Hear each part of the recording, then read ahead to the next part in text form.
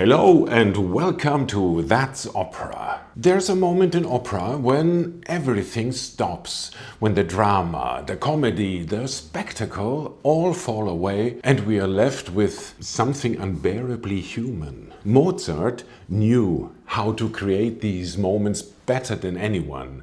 And when you look at his operas, you notice something remarkable. Again and again, it's the women who bring these moments of transcendence. Today I want to talk about two of Mozart's most extraordinary women, Konstanze from the Entführung aus dem Serail and the Contessa from Le Nozze di Figaro, and the astonishing grace they offer the men who have failed them. Both women give a gift that seems almost impossible, forgiveness that asks for nothing in return. And Mozart, with his supernatural understanding of the human heart, gives this grace the most beautiful music imaginable. Let's begin with Konstanze. Near the end of Die Entführung aus dem Serail, she and Belmonte face execution. His rescue attempt has failed. They've been captured. And Belmonte is consumed by guilt, not just for his own death, but for hers. His actions have condemned the woman he loves. The duet Welch ein Geschick begins with Belmonte broken open by his anguish. Mozart gives us music of extraordinary tenderness and pain. The tempo is slow, the dynamic soft. We hear a man who can barely speak his grief, as if each phrase costs him something. And what does he expect in return? Reproach, perhaps, anger, certainly. He has, after all, led her to her death. What else could she feel but bitterness toward him? But Constanze's response is one of the most moving moments in all of opera. Where Belmonte offers guilt, she offers love. Where he sees catastrophe, she sees completion. She tells him that dying with him is not a horror, it's a foretaste of bliss, a Vorgeschmack der Seligkeit. To leave this world in his arms transforms death from an ending into a beginning. Her melodic line floats above Belmonte's anguish. Her phrases are longer, more flowing, as if she's already begun to transcend earthly concerns. There's warmth in her music, a consoling quality that gradually begins to ease his torment.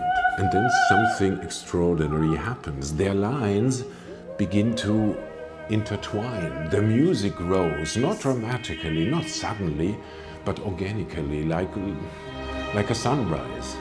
The tempo quickens, the dynamic rises. What began as a whispered confession transforms into something approaching ecstasy. These condemned lovers find something that sounds almost like joy. Constanze's gift to Belmonte isn't just forgiveness. It's the assurance that he hasn't failed her. That bringing her to this moment wasn't a betrayal, but in some strange way, a fulfillment. Now let's turn to another woman, another moment of grace. The Contessa Almaviva has endured a long day. Actually, she has endured a long marriage. Her husband, the Conte, has neglected her, pursued other women, and treated her love as something he's entitled to rather than something precious. Throughout Le Nozze di Figaro, we watch her pain, her loneliness, her memories of a love that once was. And in the finale, after all the schemes and disguises, the Conte is finally caught. Oh yes, he's been exposed, humiliated before everyone. He believes he's been pursuing Susanna, but it was his own wife in disguise. Come on, dude. There's nowhere to hide, no excuses to make.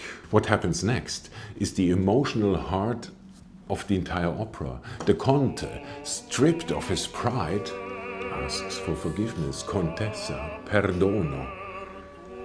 And Mozart sets these words with devastating simplicity, a falling phrase, humble, almost childlike. This is a man who has never had to truly ask for anything. Now, genuinely asking for the one thing he cannot demand. And the Contessa answers. Her response più docile io sono e dico di sì, is set to music of such radiant warmth that it takes your breath away. She's gentler, she says, and she says, yes, I forgive you. And after everything, after all the betrayals and the lonely nights and the indignities, she says, yes. Listen to what Mozart does there. The Contessa's melody seems to open up, to expand, to embrace not just her husband, but everyone on stage. It's not resignation, it's not weakness, it's something far more powerful, genuine, freely given grace. Do you see what connects these two women? Of course you see it. Both Konstanze and the Contessa are offered reasons for bitterness. Konstanze could blame Belmonte for her impending death. Definitely. The Contessa could, and by any reasonable measure should, refuse her husband's plea. Both women have been wronged by the men who now need their forgiveness, and both women choose grace. But here's what makes Mozart's treatment so profound. Neither woman's forgiveness feels naive or passive. I'm a strong woman! Konstanze isn't ignoring reality, she's transforming it through the power of her love. The Contessa isn't pretending her husband's behavior was acceptable.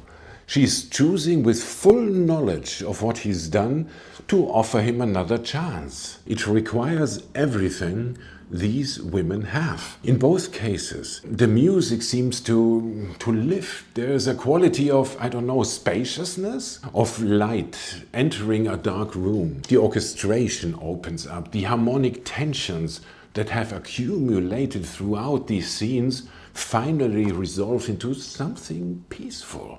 In the Entführung duet, the two voices gradually weave together until they are singing as one. We hear two people discovering that love is stronger than death. In the Figaro finale, the Contessa's forgiveness doesn't just affect her and the Conte, it transforms everyone on stage. The ensemble that follows her is one of the most sublime moments in opera. All the characters join in music of such overwhelming beauty that it feels like a benediction. The Contessa's grace radiates outward, healing not just her marriage, but the entire fractured world of the opera. Mozart understood something essential. Forgiveness isn't just a transaction between two people. It changes the atmosphere. It makes new things possible. Mozart's operas are full of magnificent characters. Of course, the clever Figaro, the way too charming Don Giovanni, the noble and slightly boring Tamino. But I would argue that his women are his greatest creations, and among them, Konstanze and the Contessa stand out for their extraordinary generosity of spirit. Two women, two of the most beautiful passages in all of opera. When people ask why Mozart matters, why after more than 200 years we still return to these operas again and again, I think of moments like these. Mozart takes the most fundamental human experiences and gives them sound. He shows us what forgiveness looks like, what grace sounds like, what love can do when it chooses to be stronger than pain.